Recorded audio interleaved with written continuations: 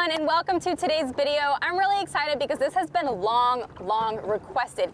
You guys have been asking us, how do I navigate new waterways? What do I do if I've never been somewhere and I don't know where to go?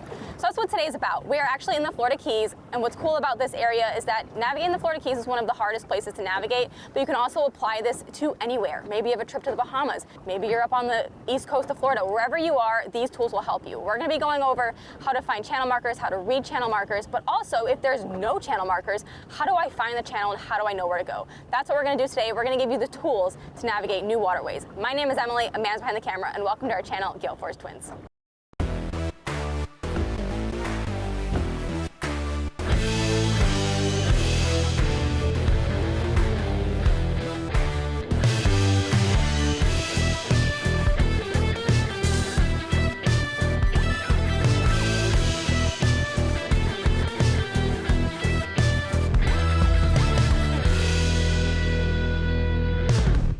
This video is brought to you by Fenor Sunglasses.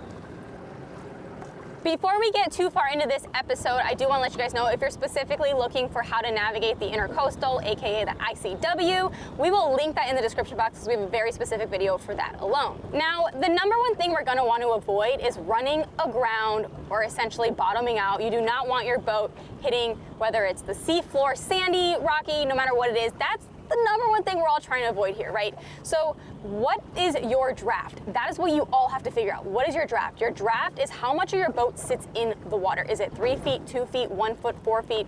That is going to hugely affect where you know your boat can be. For example, let's say your draft is 3 feet. That means that your boat cannot be in any shallower water than 3 feet. If the chart is showing 2, you are definitely going to run aground. If your chart is showing 3, you will probably run aground. But just some information for you guys, if the chart is showing 3 feet, that is at dead low tide. So at high tide, your boat can probably run over that area that says 3 feet. Or if it's low tide, you'll probably have to be on plane. And that is why understanding tides is so important. Now, what I love about our Simrad machine is that we have the tides right on here, and most machines should have them.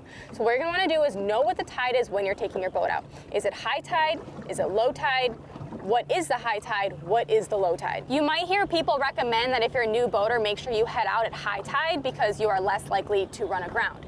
Now, here is some food for thought on that concept. If you run out at high tide and you do run aground, there is nothing you can do if you are high and dry. Essentially, your boat is high and out of the water and on dry ground, except probably call sea tow or probably call someone to pull you off that flat.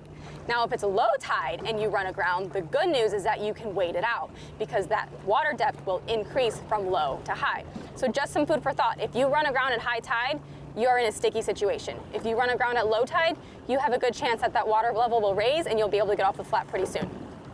Now we're going to talk about channel markers, specifically when there's red and green channel markers. The expression to remember is red and green go between. So on my right here, I have a green channel marker. You guys can see that green one. And on my left, there is a red one. Now it's a little far away, but I can see that there's a red and green channel marker. I am currently in the middle of a channel. I gotta get out soon to be respectful to other boaters. But we have a green on my right, a red on my left, so I'm gonna go between. Now, what do we do if we only have one channel marker? The easiest, simplest rule to remember is red, right, returning. So I've got a red marker actually right here to my right. And what that means is if you're traveling from a larger body of water to a smaller body of water, it is always going to be red, right, returning. An example of that is we're traveling from the ocean to the bay. So the ocean is over here and the bay is over there and the channel is in the middle. So if we're traveling from the ocean to the bay, we're keeping that red marker on the right and that will keep us in the middle of the channel. Now, if we were traveling from the bay to the ocean, we might be flipped. So we have to remember, I'm traveling from the smaller body of water to a larger body of water, so we're gonna keep that red on the left. But if you have that memory, red, right, returning from a big body to a small body, the red, right, returning rule of thumb will always help you. Now, I'm just gonna throw in a quick twin truth here, which we weren't actually even there, but just a good example for you guys to kind of understand these red and green markers. So way back when Emily and Amanda were kids, we were at the point where we were kind of too young to really go on really long boat rides. So we were pretty young. And our family used to always run their 24-foot deck boat from Fort Lauderdale to Isla Mirada by water every year for the summer. And we would take that boat and go out. But basically our dad would do the run from Fort Lauderdale to Islamorada, and Emily, Amanda, and Mom would drive. So our dad took one of our older cousins with him to do the run, just to have a buddy with him. And our dad said, all right, all you have to do is stay between the red and green markers and you will be fine.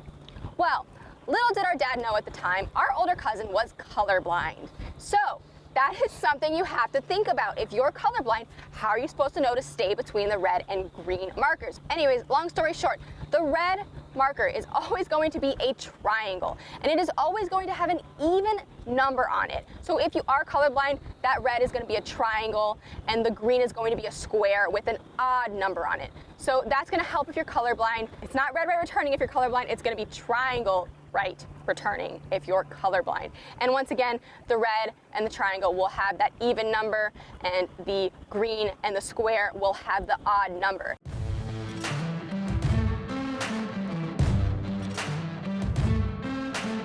Now we are going to move on to the most difficult part of navigating the ocean and the waterways, is what do you do when there are no channel markers? You have to be able to read the water. Yes, we're going to have our charts. Yes, we're going to have our depth finder, but you need to be able to see and read the water as well. Your charts are as a tool. It is not something you want to 100% depend on.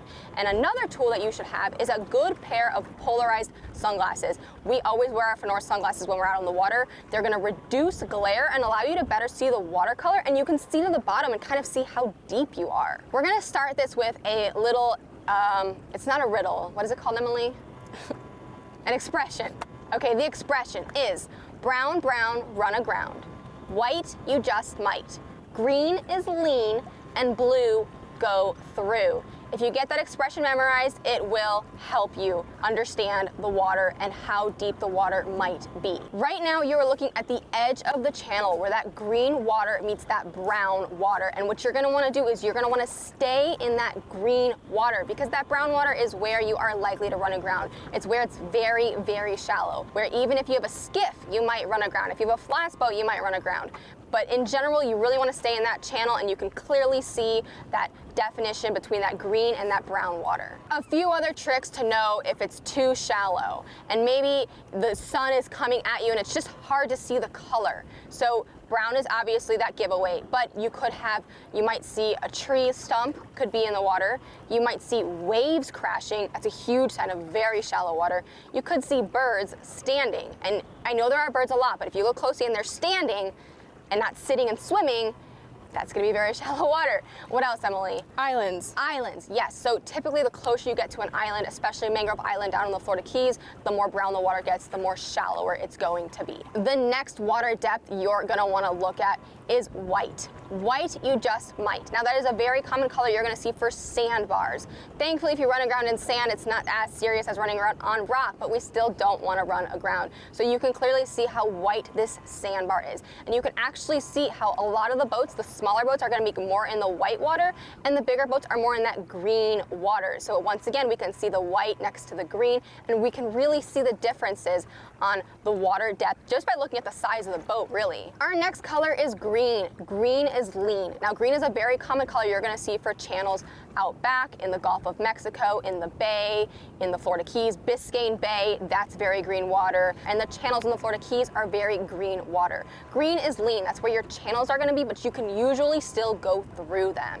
And then we have blue go through. Now, blue go through, that's gonna be your beautiful crystal clear blue offshore water. It is so blue, it is so deep, you can't even see to the bottom usually, or if you can, you still know you're very deep. So blue go through, that's gonna be your offshore water. That's what you're usually gonna see when you're going off the east coast of Florida. Maybe even if you go a little further north, I know North Carolina, the water is very brown, but if you get far enough offshore, you will see that blue water and kind of understand when you see blue go through, you know you're safe, you're in the safe area, you're in deep water.